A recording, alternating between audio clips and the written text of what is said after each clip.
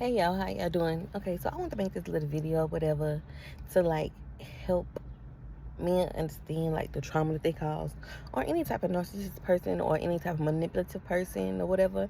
I consider it to have a narcissist demon, or whatever, male, female, whoever. It goes on both sides, whatever. But I just want to talk about my experience with men and the predator side of it.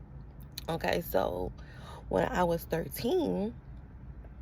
My grandmother's husband tried to proposition me for sex. Okay, and mind you, this man had known me since I was 4 years old. I think him and my granny married at 4.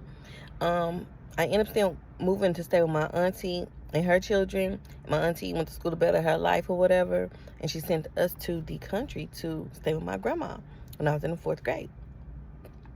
So we go out there, whatever, everything good. My granny and my pawpaw, they used to argue a lot, You didn't think nothing of it, But now that I know. But anyway, so I get into the details of that later. So we end up moving back to the city or whatever when I was like in 7th grade. And then we would visit my granny like every summer. Okay. So this time we went to go visit or whatever, but we didn't stay for the summer. We don't stay for like a couple of days or something like that.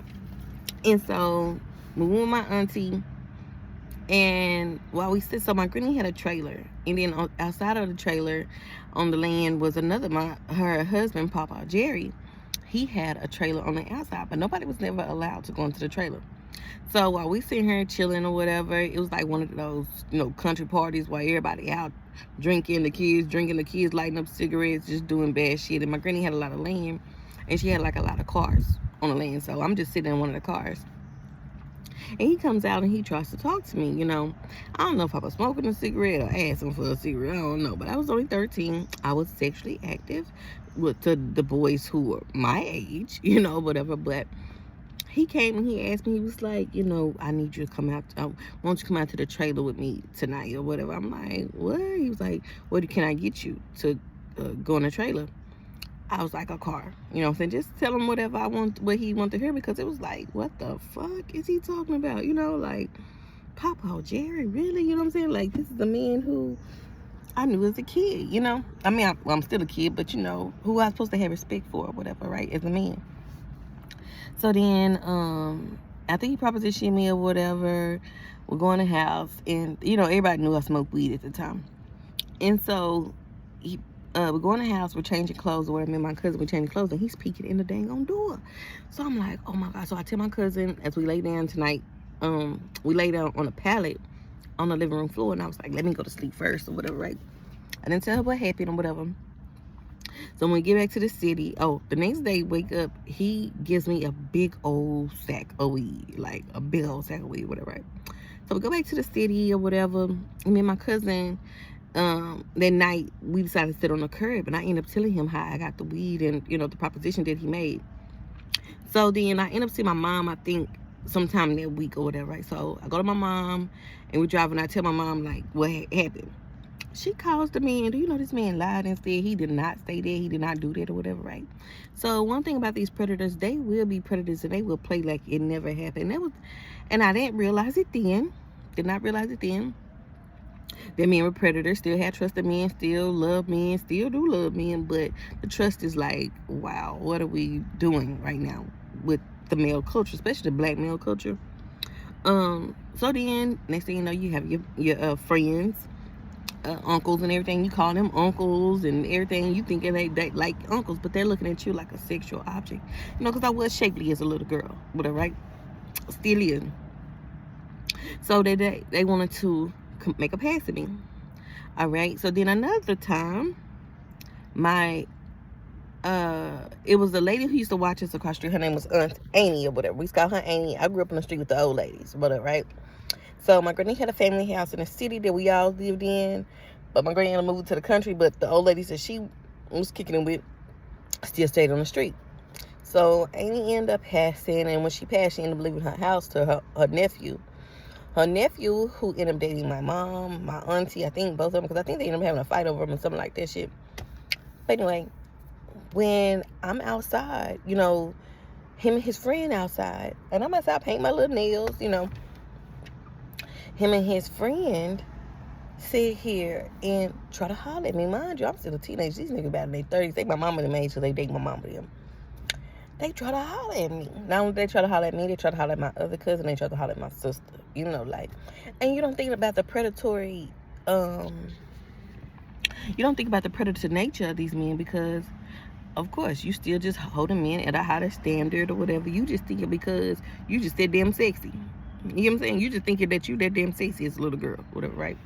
That these men are just want you and stuff, right? Wrong. So, I just want y'all to know that, like, and then now as I get older and I have a daughter, we was at the store and this man, I let my daughter walk around, find her some shoes or whatever. The man, he starts talking to my daughter. I look over, and this big, fat-ass, 50-some-year-old man with all this damn gray hair talking to my daughter. And I'm like, what you saying to my daughter? And he says, I'm just asking her if these shoestrings go in these shoes. I said, don't talk to my child. You know, this man got upset with me over my child. Like, first of all, if I went in a store, if I don't walk up, you probably been trying to convince her that you'll buy her some shoes. You know what I'm saying? And that's just because of my experience with men. You know what I'm saying? Like, then not only that, you got men who would lie and manipulate you to get into your pants, to get into your pockets, get into your life. That is scary. My worst times is when I've been in a relationship.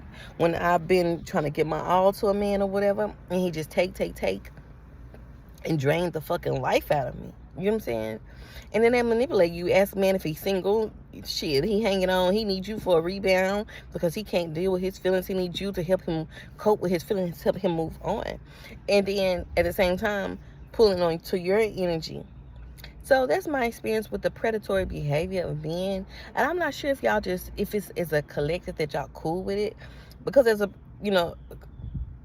women, there's no collectiveness as being predators. Like, we don't fuck with women like that. But I see men talking to women, and they're like, they said, what if women didn't have vaginas? And this man was like, we'll shoot them, we'll hunt them like deers. And it's like, damn, that's fucked up. You know what I'm saying? Because we'll love y'all without y'all dick. You know what I'm saying? Like, it's just so crazy that men these days will sit here and treat women and only treat them as objects, you know what I'm saying? Not knowing that the pain that they're causing or the energy that actually comes from women in there and wonder why they having bad luck, why things can't work out right for them. It's because, look, you messed over the beautiful essence and the energy of a woman for no reason, for your own selfish reasons. And it's not even that serious. You can't even be honest with yourself as a man, but you want to be respected as a man, you want your way as a man. As a man, there are women who you can have your cake and eat it too with. Like, when I say you can have your cake and eat it too with, like, I'm seeing where men, because a lot of women are desperate enough to share their men, or some women don't mind eating a little coochie for their man, you know. So you see those polygamy relationships, and I feel like if you was a real man, as a real man, you should be able to pull it off with honesty, and, you know, and have your harem of women. You don't manipulate a woman who only wants monogamy. Monogamous relationships or whatever, because you're selfish and you just want what you want. Like, but then blame women for allowing access to you because she trusted you. When you have a daughter, you have mothers. So this is my experience when it comes to men and their predatory behavior. No, they don't want to see it. Now that I speak on it as a woman, as an older woman, I'm bitter. Ain't nobody chasing me. I don't want to be chased. Do you know how scary that is? Like, and especially when you've been stalked, when you've been abused, you know, been through all of this trauma behind men. You think I'm worried about being chased for my body, for anything? So, yeah.